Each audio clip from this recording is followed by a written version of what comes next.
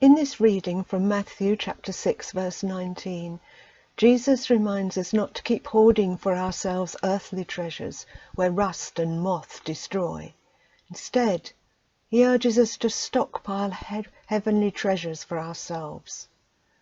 Those heavenly treasures of loving others, revealing truth and bringing Christ's light to the lost. These are things that can never be stolen or lose their value. These verses always remind me of a hymn that I sang as a child. I wonder if some of you remember it. Daisies are a silver, buttercups are gold. This is all the treasure we can have or hold. I looked it up and I found that it's got another 5 verses. I was reflecting on this passage and this song and looking in our garden, and we have some wonderful red poppies in our garden at the moment, and they make me think of God's rubies. And here's another verse. These shall be our emeralds, leaves so new and green.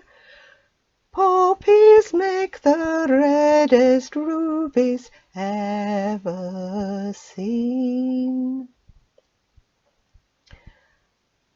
When you look very closely at the intricacy of the poppy, we can only marvel at the wonder of God, our Creator.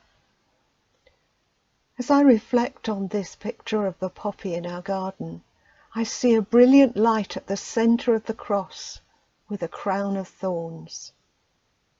Christ, the light of the world, giving his earthly life so that we may be redeemed and brought back into relationship with God.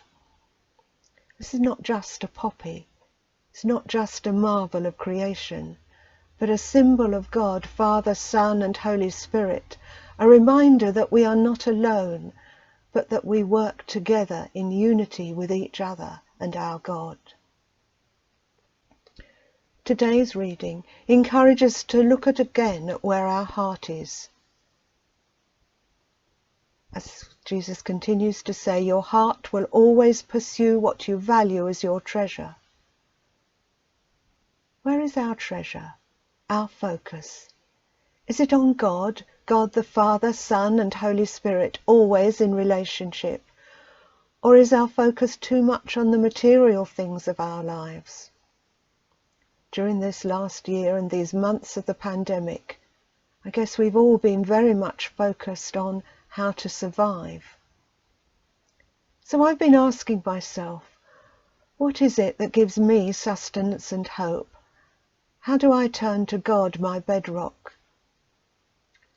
And perhaps I turn again to the consistency of nature. I marvel again and see how the seasons ebb and flow. And I think about that phrase, home is where the heart is. So the question to ask is, what do I have a heart for? For me at the moment, I have a heart for the splendour of creation, the joy of the sunshine, to know that all there is encapsulated in a tiny seed, and to be joyful in the planting and nurturing of the seed. A heart to change the fears and uncertainties of this day into the stability of God's love for his creation. As I watch the fountain in our pond, the water flows, and as the fountain moves and sparkles in the sun, so does God's love move me into a deeper place. The place where a love for all can be seen and shared. And just to finish with a poem from R.S. Thomas. I have seen the sun break through to illuminate a small field for a while, and gone my way and forgotten it. But that was the pearl of great price, the one field that had treasure in it. I realize now that I must give all that I have to possess it.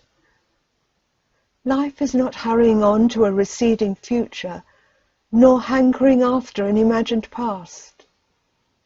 It is the turning aside like Moses to the miracle of the lit bush, to a brightness that seemed as transitory as your youth once, but is the eternity that awaits you.